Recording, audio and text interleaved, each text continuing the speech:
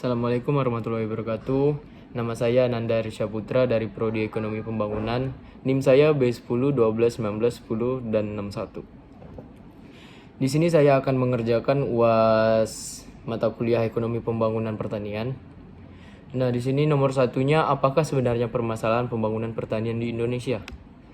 Di sini, pembangunan pertanian adalah proses yang ditunjukkan untuk selalu menambah produksi pertanian. Menambah produksi pertanian untuk setiap konsumen, yang sekaligus mempertinggi pendapatan dan produktivitas usaha tiap-tiap petani dengan jalan menambah modal dan skill. Untuk memperbesar turut campur tangannya manusia di dalam perkembangan tumbuh-tumbuhan dan hewan. Nah, masalah-masalah yang terjadi pada pembangunan pertanian. Yang pertama, penurunan kualitas dan kuantitas sumber daya lahan pertanian.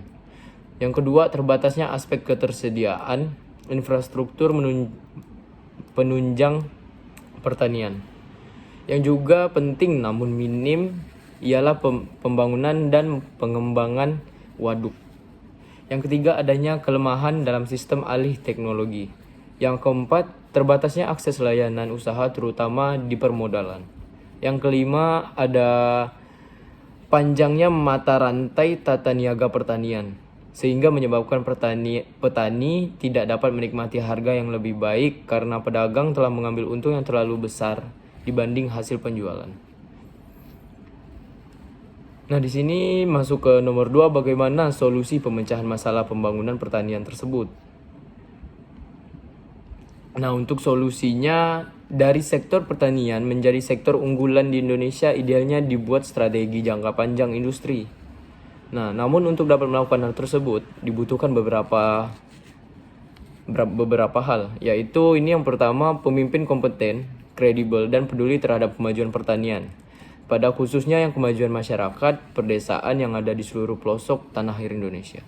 Yang kedua, program pembangunan diarahkan kepada program pembangunan pertanian yang benar dengan upaya membangun industri pertanian dengan itikat pemimpin yang baik dan membangun pertanian. Ketiga, melakukan reformasi birokrasi dan pemerintahan yang sejalan dengan prinsip good governance. Yang keempat, pembangunan modal sosial berbasis kearifan lokal yang sesuai dengan perkembangan resolusi industri dalam bidang pertanian. Nah, yang kelima, industri pertanian idealnya melakukan aliansi strategi dengan menerapkan strategi pentahelik yang merupakan strategi kolaborasi antara akademik, bisnis, government, customer, and media. Nah, penerapan strategi akan optimal apabila masing-masing mempunyai peran yang berimbang di bidangnya masing-masing, sehingga dapat berkolaborasi dengan baik dan menghasilkan kekuatan yang luar biasa. Di sini untuk soal nomor 3, seperti apa kondisi pembangunan pertanian di Indonesia akibat pandemi COVID-19. Nah, COVID-19 lagi naik-naiknya nih. Nah, dengan adanya virus ini yang telah menginfeksi ribuan sektor perekonomian dunia, masyarakat Indonesia juga diharapkan tidak panik dengan stok pangan yang ada. Kita dapat mengambil pelajaran dari penyebaran wabah virus ini dengan meningkatkan kualitas dan kuantitas pertanian Indonesia sebagai pertanian yang unggul. Akan tetapi, untuk menjaga stabilitas harga pasar saat ini memang sangat sulit. Berawal dari adanya social distancing, menghindari kerumunan, penutupan, dan praktik lainnya untuk menghambat penyebaran wabah tersebut. Maka dari itu, sangat sulit bagi konsumen untuk mendapatkan bahan pangan, terutama bahan pokok sehingga mempengaruhi stabilitas suplai dan demand barang jasa yang menjadikan harga pasar dan pertanian semakin meningkat drastis. Tidak hanya itu, pandemi COVID-19 juga telah berdampak besar terhadap tenaga kerja yang ada di perkotaan yang sementara ini dinonaktifkan dan bahkan ada yang di PHK juga.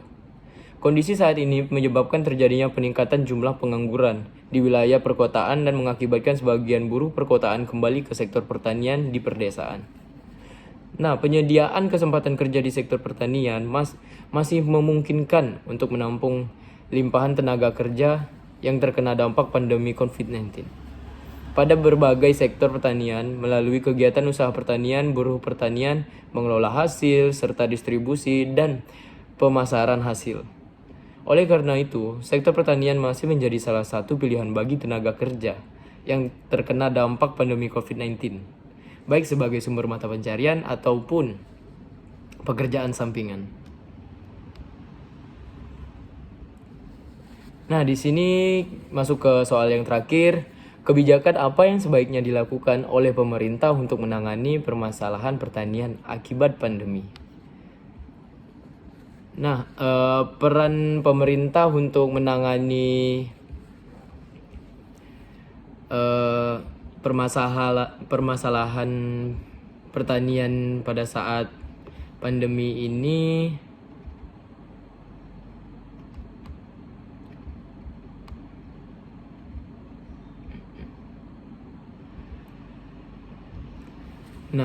kebijakan apa yang sebaiknya dilakukan pemerintah? Nah, yang pertama, implementasi UU Cipta Kerja untuk terkaitnya penyederhanaan, percepatan, kepastian dalam perizinan serta persetujuan ekspor dan impor. Kedua, digitalisasi UMKM yang merupakan bentuk realisasi dari dua agenda besar pemerintah saat ini, yaitu agenda pemulihan ekonomi nasional dan transformasi digital. Yang ketiga, sinergi BUMN untuk distribusi hasil pertanian dari serta produksi ke sentral konsumen, yaitu pengembangan sistem logistik dengan berbasis transportasi kereta api dalam bentuk distribusi bahan pangan di wilayah timur. Keempat, penguatan kerjasama antar daerah khususnya dalam pemenuhan pangan. Yang kelima, pembentukan holding BUMN pangan dalam penguatan ekosistem dengan pangan nasional. Program-program di sektor pertanian dan perikanan terus dijalankan untuk penguatan ketahanan pangan dan peningkatan kesejahteraan petani ataupun nelayan. Mungkin sekian dari saya untuk jawaban atas UAS Ekonomi Pembangunan Pertanian. Jika saya ada salah kata, mohon dimaaf. Sekian, terima kasih. Wassalamualaikum warahmatullahi wabarakatuh.